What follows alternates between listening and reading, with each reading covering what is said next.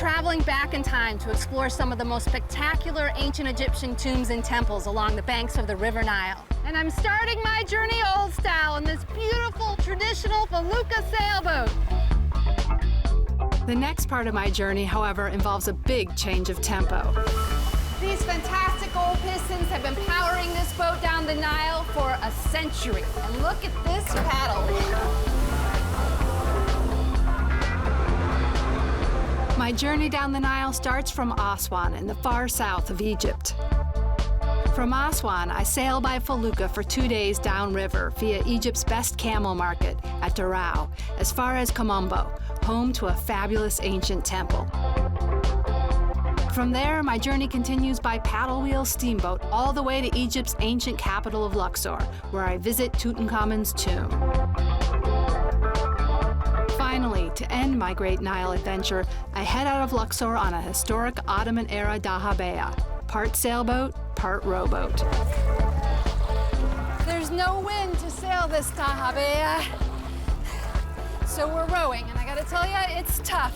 Come on, guys, let's dig in.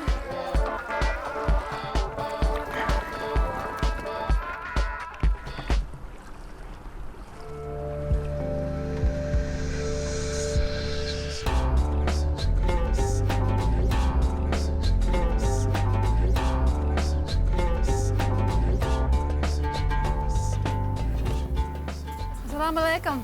Alaikum assalam. I was interested in going downriver to Kom Ombo. Okay. Is that something you can do? Okay, we can do it. Yeah, you're free tomorrow? Yes. The beautiful city of Aswan has long been a popular starting point for boat trips down the Nile. Sadly, in recent years, a lot fewer tourists have been coming to Egypt due to security concerns, and many of those who do come travel downriver on big, modern cruise boats. For perhaps a more authentic experience, however, it's better to sail on a traditional Felucca. How long does it take to get to Kom Ombo? It takes 2 days, 1 night. How cold does it get at night? Do we need... Oh, we have a blanket in the Felucca. Okay. Do you have sheets? No. All right, I'll pick up some sheets then. When do you want to leave in the morning? We should leave in sunrise. At sunrise? Yeah. Okay, early. See you sunrise then. Sunrise, okay. Thank you. Bye. Bye.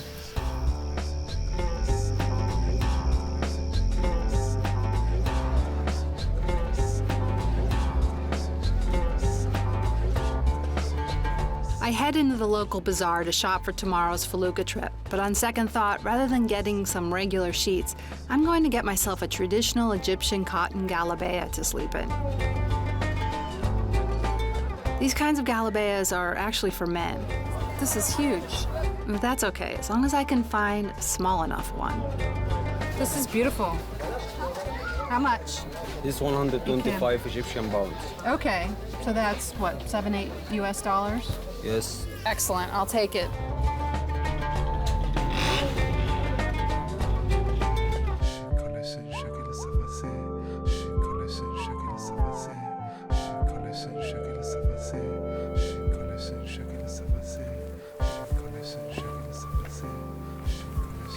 Morning. Good morning, lovely morning. It is. Nice to see you again. And nice to see you. Okay, is she ready to go? Yes. Yeah? Yeah.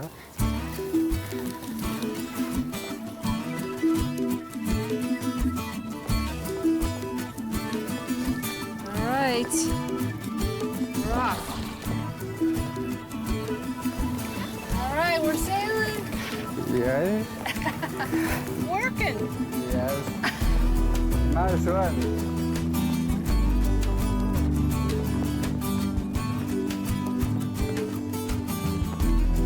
From Aswan, our journey north will take us less than 30 miles downriver to the temple at Kom Ombo. But despite the short distance, sailing there generally takes at least a day and a half, since the prevailing wind is almost always blowing in the opposite direction. Why are we zigzagging, Bassam? Yeah, we're gonna do it the zigzag always because the wind is gonna come here and then the current is gonna be south to the north. Okay, so we have the current with us, but the wind against us. Yes. And that's why we have to zigzag? Yeah, you have to Okay. always zigzag. All right. Yeah. All the way. Yeah, all the way. It's always been done this way. Yeah, depends on the wind also. The wind is sometimes is gonna become different.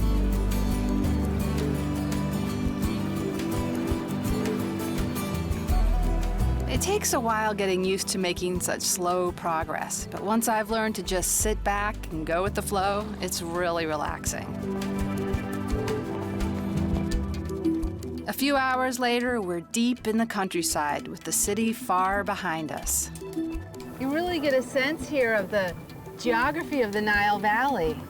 It's like this tiny strip of fertile green area and then desert right away. In stark contrast to the lush Nile Valley, the vast surrounding desert is virtually lifeless. Covering more than 95% of Egypt's land area, the desert is home to just 5% of Egypt's people. What it does have, however, is lots of camels, as Bassam wants to show me. You gonna put it on this beach up here? Yes, we're gonna stop there. That's name for the village is Daraw. We're gonna walk to the camel market. They're gonna see more than 1,000 camel. Whoa, that's a big market for a tiny village.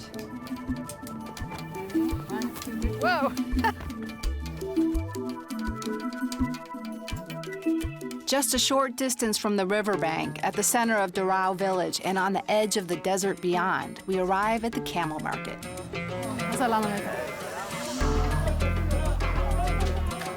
Oh, their legs are tied up, huh? Yeah, because if you are They make a run for it. yeah.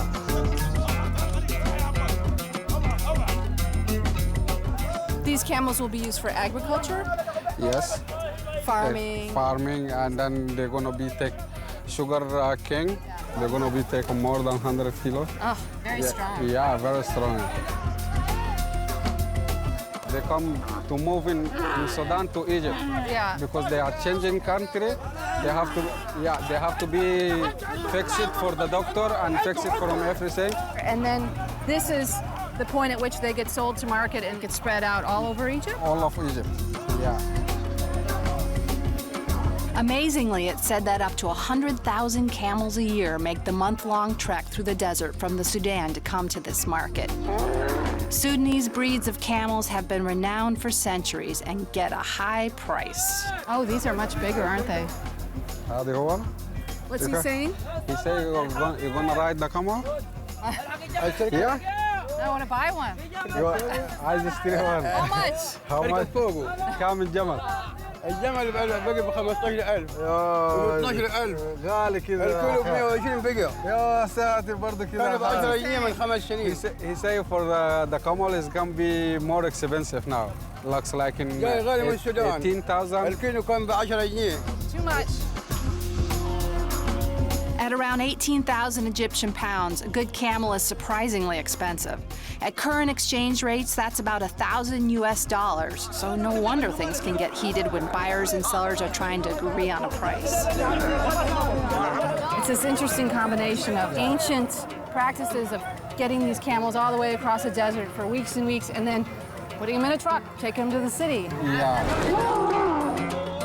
After slowly walking hundreds of miles across the desert from the Sudan to get here, most of the camels sold are now sped on to their final destination by truck. As for my onward journey from Daraw, Bassam and I return to the Felucca to continue floating slowly down the Nile toward Kom Ombo. With sunset fast approaching, however, it's soon time to pull onto shore and rest up for the night. First things first, though, it's time for something to eat. Luckily, fallen branches from some nearby mango trees make good firewood. So you just fire it up. Yes. Come So on fire. dry, and the mango leaves are like Yes. a fire starter.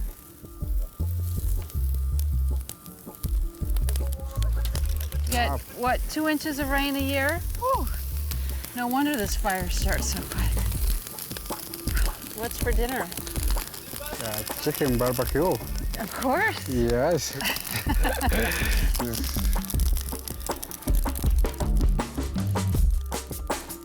Is it ready? Yes. Are you hungry? Yes. How's the taste? Perfectly done. You're welcome. Do we have any music? Yes.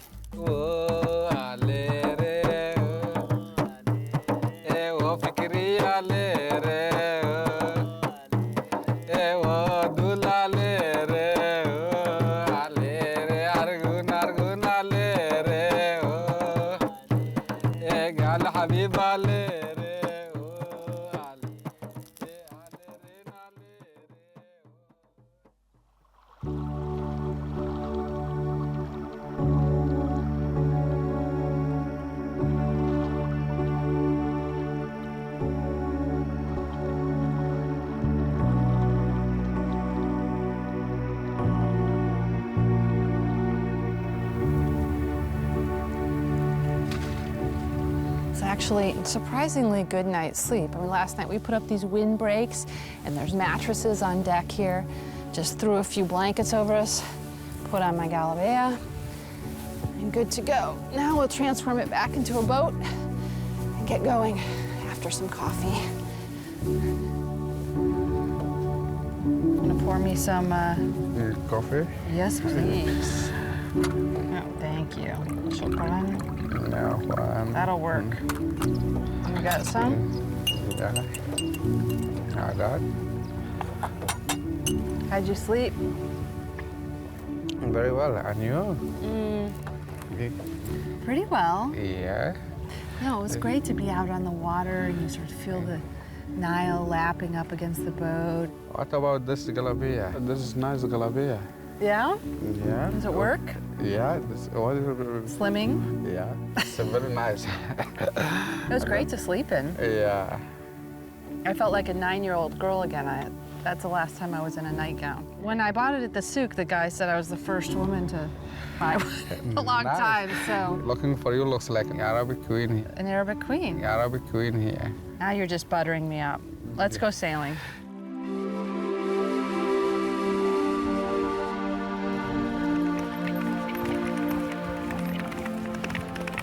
Oh, it's beautiful, isn't it?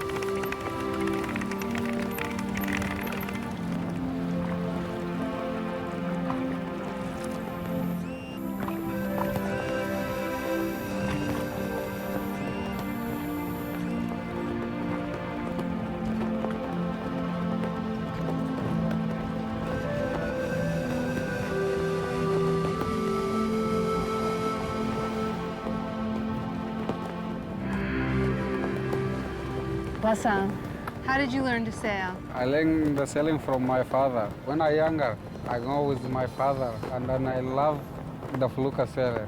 What do you love about it? Gonna feel more relaxed, and then feeling okay. Better than working in the city, huh? Yeah, more than better. I mean, quiet. Felucca is my life, my love. It's in your heart. Yeah, I am looks like a crocodile. I never go to outside the Nile. So you're saying you belong on the Nile, just like a crocodile? Yeah, I'm gonna be inside the Nile always.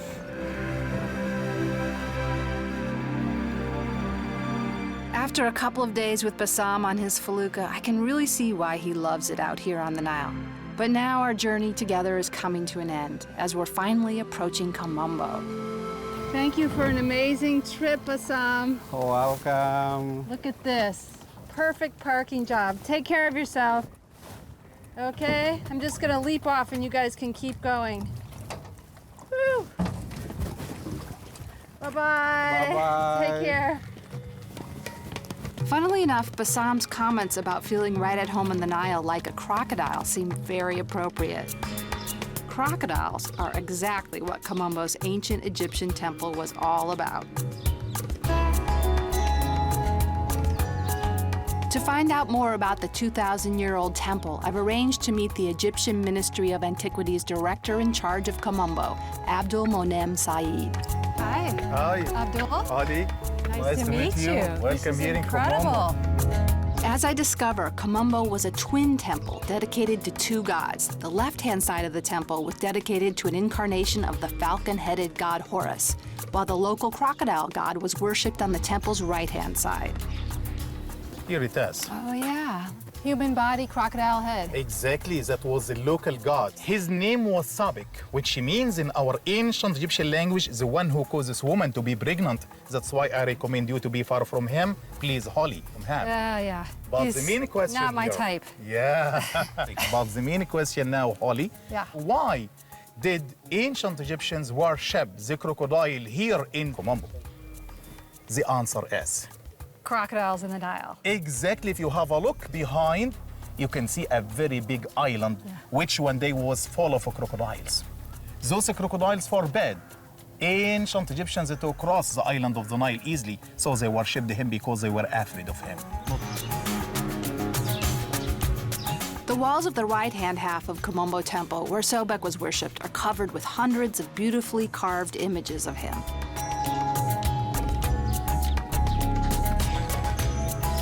All the images depict Sobek with a crocodile head on top of a human body, except one, which shows the full body of a real sacred crocodile. Did they think that all crocodiles were sacred? Of course, no, and not all of the crocodiles were sacred for them. They choose a certain crocodile to be the god Sobek as a sacred one, with some certain signs on his body. What signs? It's sometimes on his tail, sometimes on the middle of his body, sometimes some signs on his neck, and so on. And if they found a crocodile with those sacred markings, what did they do? They could catch it, they could keep it inside the big well here in Kom Ombo. Then they could start to mummificate it to become the god Sobek. Remarkably, Kom Ombo's museum contains over 20 mummified crocodiles that were found buried nearby. It's extraordinary to imagine them being worshipped at the temple 2,000 years ago. During temple festivals, some of the sacred crocodiles would be carried by their worshippers on palanquins in a great procession around the temple. It must have been quite a sight.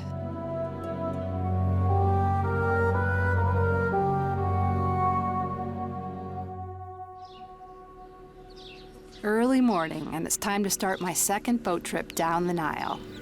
Most of the cruising boats on the Nile are these modern, big, clunky, sort of soulless vessels. But the next leg of my journey, I get to go on this 1920s paddle boat.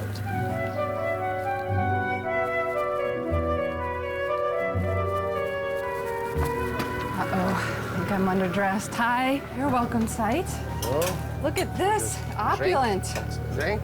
Ah, yeah, what is it? Aniseed. Aniseed. That's good. Okay, can I show you a room? Yes, Of please. course. Upstairs, please. Okay. Okay. This is amazing.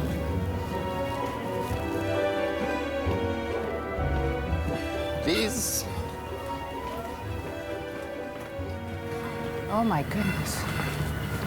This is gorgeous. It's nice. Very nice. I could get used to this. It's your room. Shukran. Please. Look at this. Oh my God. Look at this phone. I gotta call everybody I know and tell them about this place. I'm usually kind of a camping girl, but I'll make an exception. I think I can adapt. This is amazing.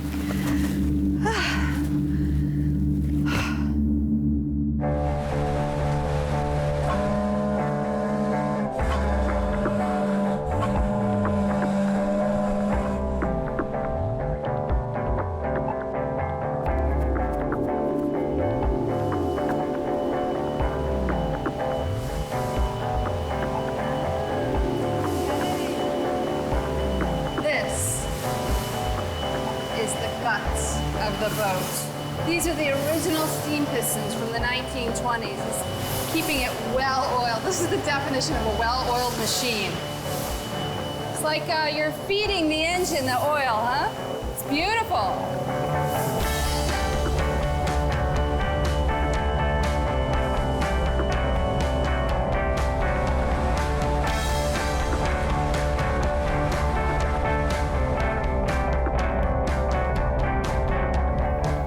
After the last few days meandering down the river in that Felucca, it feels like we're speeding along now.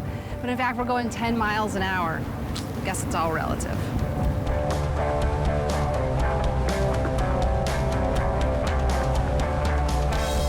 From Kom Ombo, my 2-day journey on the Sudan will take me nearly 120 miles downriver. first stop today is Edfu, home to yet another spectacular 2,000-year-old temple, before we head on to my final destination, the ancient Egyptian capital of Luxor. On arrival, I'll visit the famous Tomb of Tutankhamun, which as it happens was discovered at almost exactly the same time that the Sudan was first launched on the Nile nearly a century ago.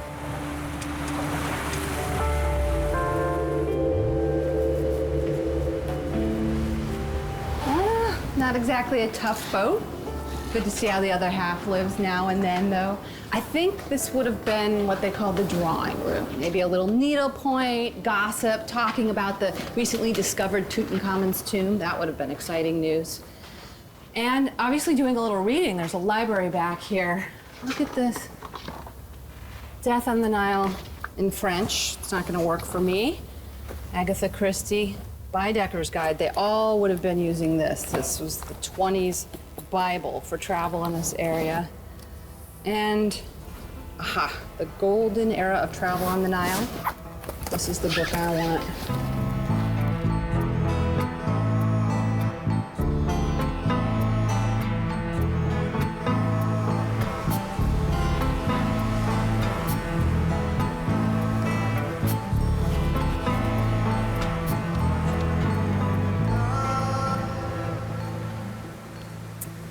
You can feel history in the bones of this boat just walking around it, but when you read about the people who actually have been on this boat, who've made this journey over the last century, I don't know, it really brings it to life in another way, kind of going from black and white to color.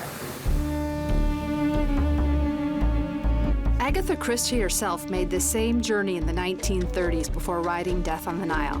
And I have to say, there is something about traveling on this historic steamboat with its creaky wooden floors that does make you feel a bit like a character in one of her murder mysteries.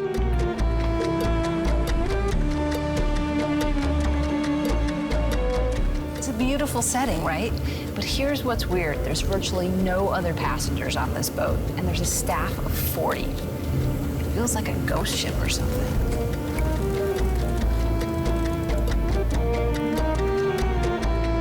Remarkably, it turns out that, apart from me, there are in fact only 2 other passengers on board. You'd think that the voyage would have been canceled due to a lack of numbers, but that's not the case. The Sudan's management make a proud guarantee that when even 1 passenger has confirmed, their booking will be honored and the Sudan will sail.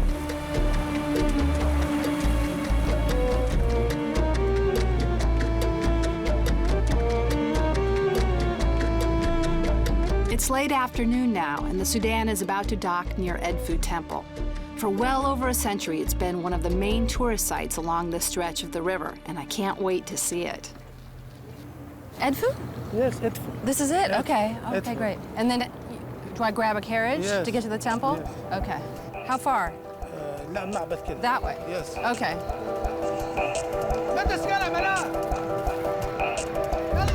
Like so many places here, almost no tourists, yet every tourist site protected by a guy with a big gun.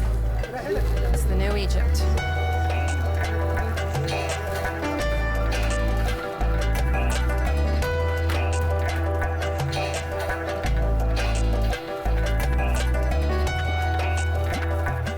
Hi.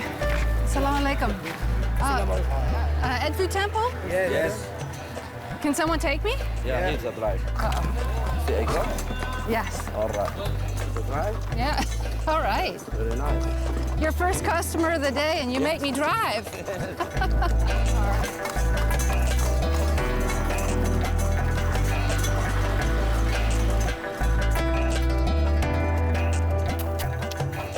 I know intellectually that Westerners have been making this trek to Edfu Temple for centuries. But today, I have to say, I'm feeling like a bit of a pioneer. Could be the whole horse and carriage thing, I don't know. Oh. All right, here you go. Shukran, yeah? Thank you. Okay. Absolutely empty parking lot. It's crazy. In years past, Edfu's 2,000-year-old temple would have been crowded with tourists, as it's one of the best preserved of all ancient Egyptian temples. Back at Kom Ombo, the falcon god Horus had to share the temple with the crocodile god. But here at Edfu, Horus had the whole place to himself. This is the courtyard, and back in the heyday, it's where commoners, regular people like me could hang out. But in there is the inner sanctum, reserved for high priests and, I don't know, if the pharaoh and his entourage came to town, this is where they'd go.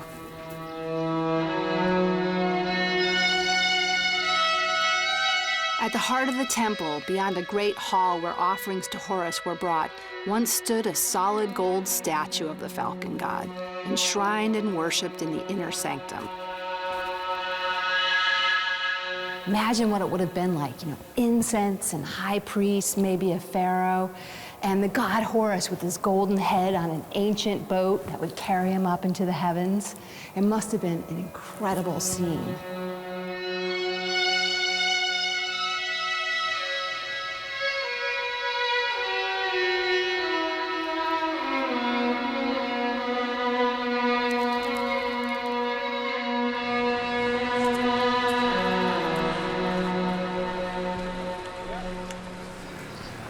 Hello. Yes, thank you. Hi. Thanks. I thought this morning was a one-time deal. Fresh lemon? Fresh lemon. Thank you. Good evening.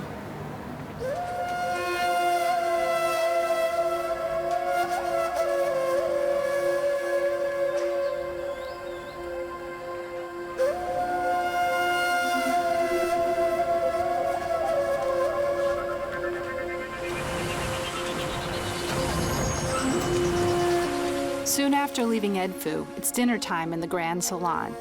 Luckily, the only other passengers on board, Nile and Antinous, turn out to be very friendly, and we soon find ourselves sharing a table. Talk quickly turns to the odd feeling of being the only passengers on the boat. I can't believe they can afford to run a boat for just 3 people, right, to do this trip. And I guess maybe because there's no people, it just feels a bit weird, and like maybe something weird is going on. Maybe like there may be a murder at some point. Yeah. Don't leave that key in the door. And you're street watching, right? So was Death in the Nile kind of like your inspiration for coming on this trip? I mean, is it how you knew to show up in tuxes? Yeah, well, they went for dinner. They always had to dress up for dinner, right? That's in those days, so... Right. You've always been I'm a fan of Agatha Christie. I read all of them. We wanted to do a little bit of that for... We want to feel part of the ambiance, the experience. Yeah, so you create it in a way for yourself. What is authentic, right? Yeah, is exactly. authentic Nothing. A backpacker in Thailand and Cambodia? Is there anything less authentic about pretending you're Hercule Poirot and coming on a ship down the Nile? On a beautiful boat, you want to make a bit of an effort. After so much talk of Death on the Nile and drinking at least a glass or 2 more whiskey than I should have, here's hoping I'll still be able to get a decent night's sleep.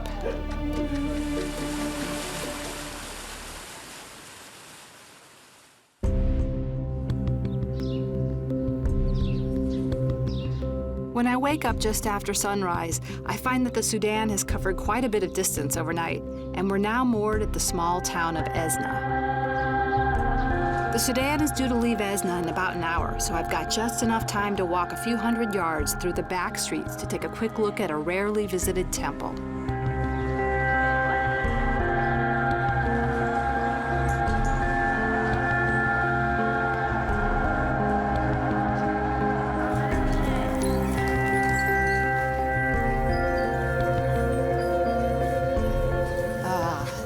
This is really dramatic. That was floor level 2,000 years ago, and there's street level today. It just really shows the passage of time, how incredibly old this is. Remarkably, until it was excavated in the mid-19th century, the temple here at Esna was almost totally buried beneath the rubble of 2,000 years of mud brick houses built on top of it. Today, this once lost and forgotten temple remains under restoration.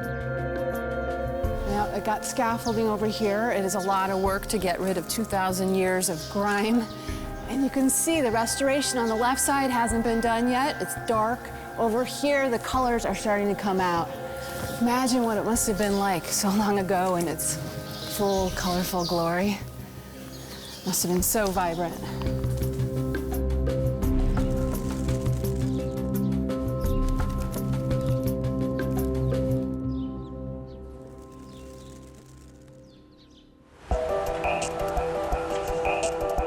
As we head on from Esna toward Luxor, almost immediately the Sudan has to pass through some big locks.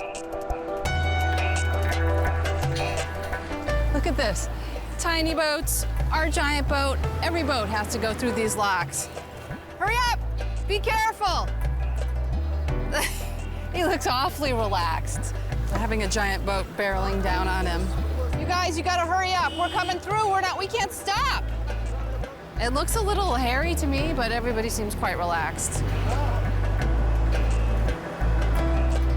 You good? Oh, what is that? Nile perch? Can I buy it? Are you selling? How much? I'll come down. Okay, how are we gonna do this? You wanna throw it? Is it tasty? All right, thank you. All right, Nile perch, better known as lunch. A little salt, lemon, butter, it's gonna be great.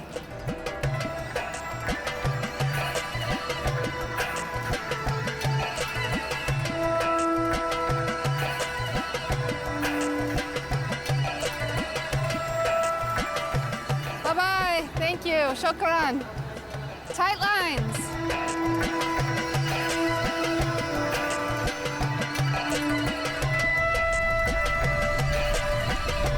With Luxor now just an hour or two away, it's my last chance to savor the luxurious experience of traveling on the Sudan. As luck would have it, there's time for lunch before we arrive, so I can enjoy my catch from the locks. Hello, shukran. Thank you very much. The banks of the Nile sliding by, a cool breeze, and a fresh caught fish. I think I'm having a perfect moment. Let's see here.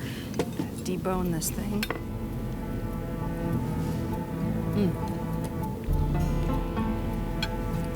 Excellent. Thank you so much.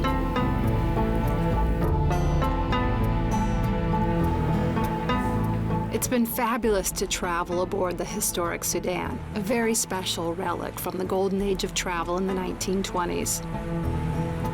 You can travel much faster from Aswan to Luxor by train, but traveling slowly down the Nile on a lovely old boat like this seems a much better option to me.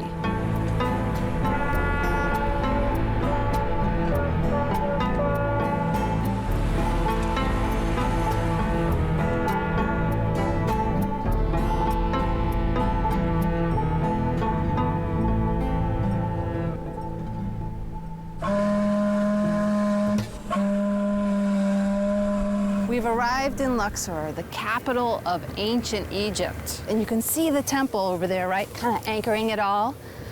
Can't wait to see it up close.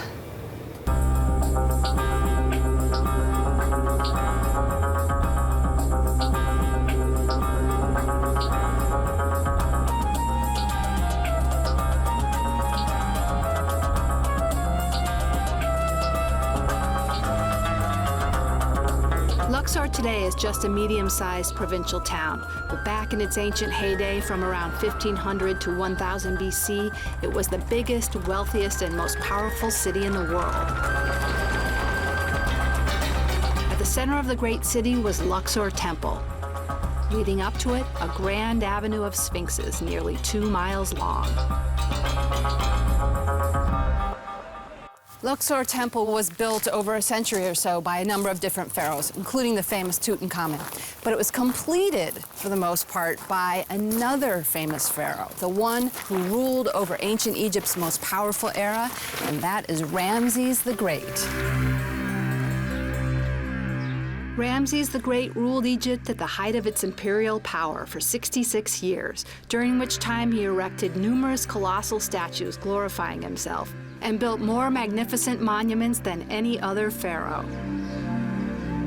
It was Ramses the Great who erected the obelisk, which was originally part of a pair. The other one was over there on that base. Unfortunately, in 1832, the French took it, which is a shame for a lot of reasons, including that it wrecks some incredible symmetry. The single obelisk that remains here in Luxor stands 80 feet high and weighs around 250 tons. So that it should last for eternity, it was made from Egypt's toughest granite, quarried in Aswan. As a result, despite thousands of years of being exposed to the elements, its hieroglyphs are incredibly well preserved. It's amazing to think that this obelisk took the same journey I have, starting in Aswan, ending here in Luxor. Imagine what it was like all those years ago. 250 tons of granite loaded onto barges, sent downriver, somehow hauled up the riverbank, and then the daunting task of erecting it. Hundreds of people, a lot at stake. Imagine if it had all come crashing down.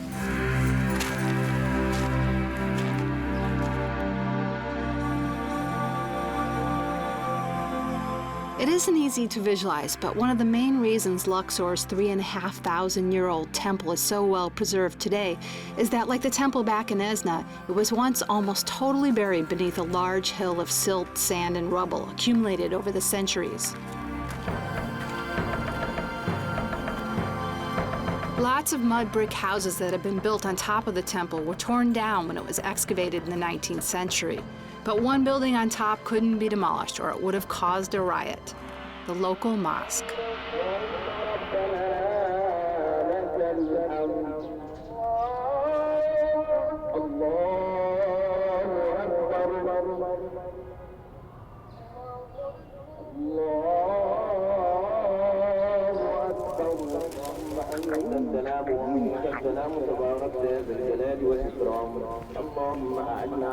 Once prayers have ended at the mosque, I head over there myself to take a look around.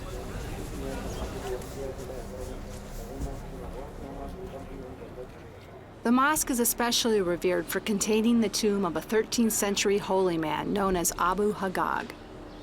Beside his shrine, I'm met by the mosque's imam. Assalamu alaikum. Assalamu alaikum. How are you? Very good, thank you. Where you come from? The United States. I welcome and have a nice time. Thank you. I am Sheikh in Mosque. You're the sheikh of the mosque? Yeah. Ah, okay. Tell me, is the mosque, is this actually temple walls? Yes, this is 22 column like this here for 22 Ramses columns. II. Yeah. Can you show me around? Yeah. Yes, welcome. Okay.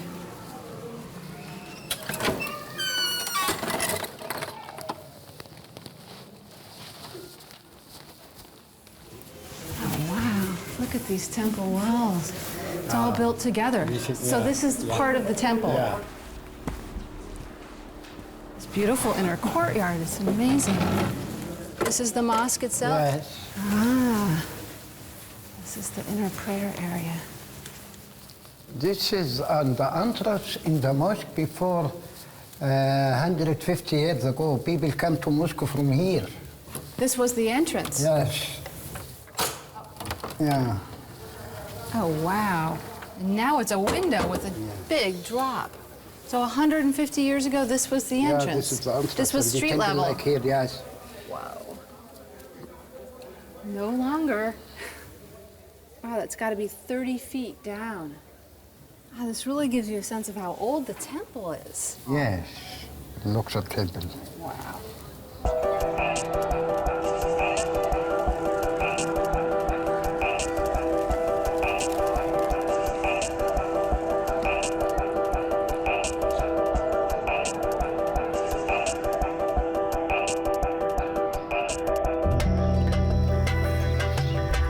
My time in Egypt is coming to an end, but I can't possibly leave Luxor without heading across the Nile to see the famous Valley of the Kings, where many of Egypt's pharaohs were buried, including Tutankhamun.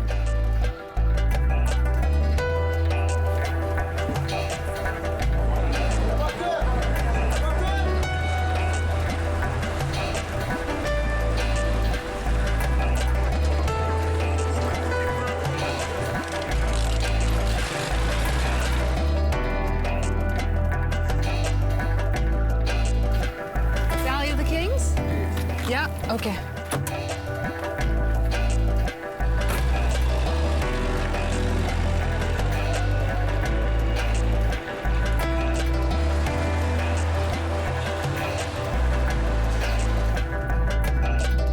En route to the Valley of the Kings, I passed the extraordinary colossi of Memnon, two giant 3,500-year-old statues depicting the pharaoh Amenhotep III, who ruled Egypt just 15 years or so before Tutankhamun.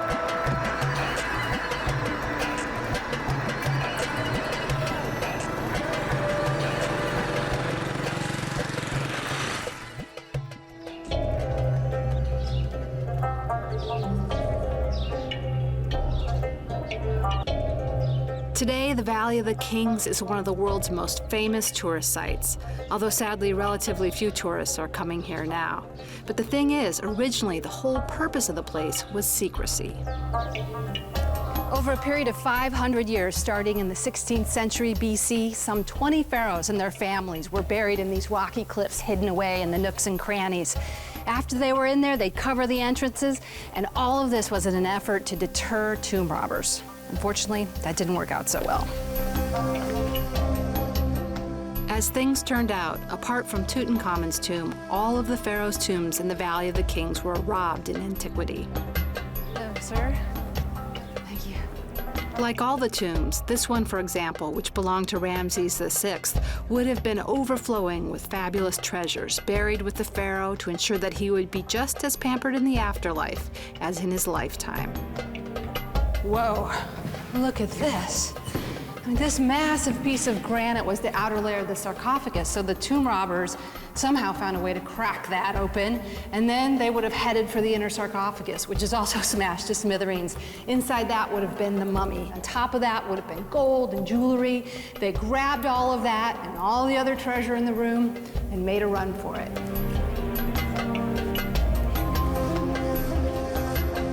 Curiously, it was the work of building Ramses VI's tomb that actually, by chance, saved Tutankhamun's treasures from being robbed. Ramses VI's tomb was carved out of the mountainside next to and just above the entrance to the tomb of Tutankhamun, who died centuries earlier. As a result, beneath all the rubble dug out from Ramses' tomb, Tutankhamun's tomb remained hidden for thousands of years until, after long years of searching, it was finally discovered by British archaeologist Howard Carter in November 1922.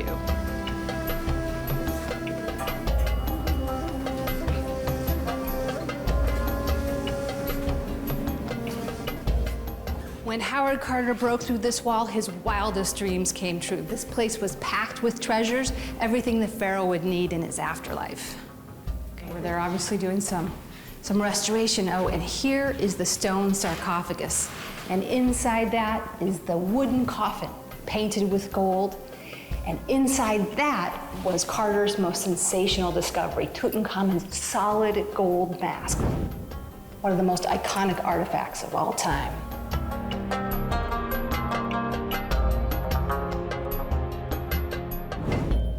And here is Tutankhamun himself. His mummified body was left here out of respect for the dead. It's hard to believe he's been here 3,300 years. He looks so small and young, but peaceful.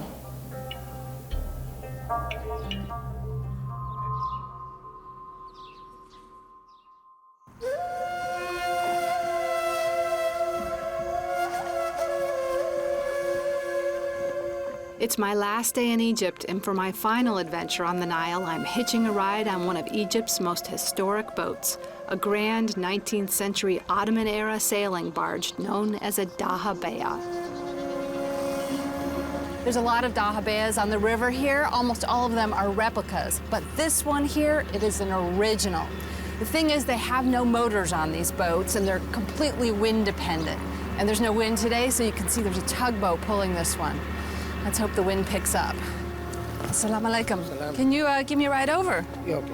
I jump on a taxi boat for the short ride out to the Dahabiya, where I'm welcomed on board by the boat's French owner, Didier Kai.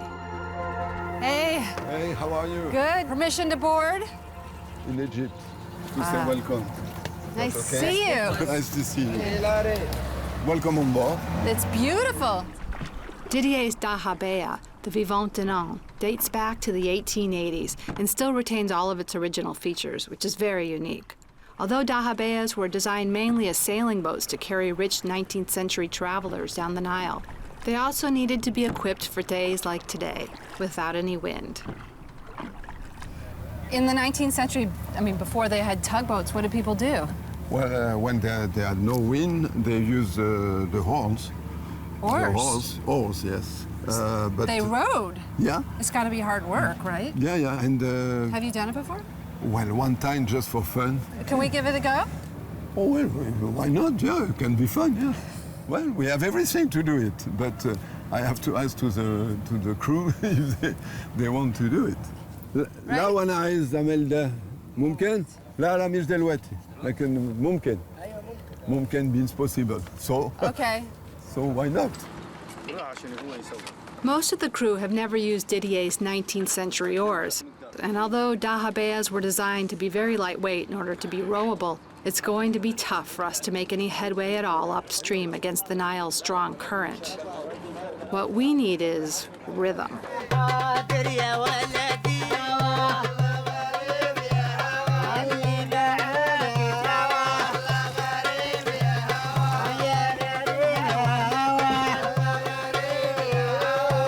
As it turns out, despite the helpful rhythm of the drumbeat and the traditional sailor's song, our rowing technique leaves a lot to be desired.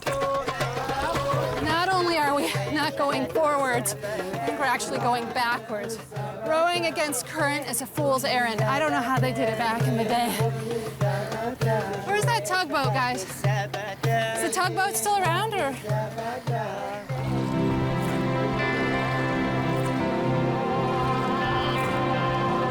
Rowing was really hard work, and we weren't making any progress anyway. So now we're just going to sit and wait for a while, hoping that the wind will eventually pick up.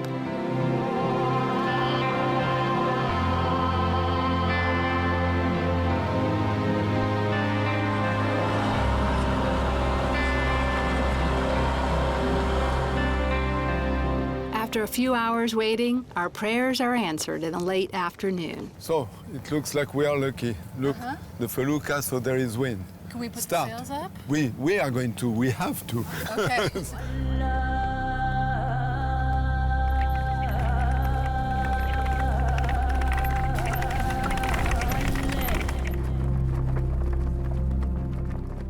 With the wind now doing all the work, all I have to do is sit back, relax, and enjoy the ride before the sunset brings my last day on the Nile to a close.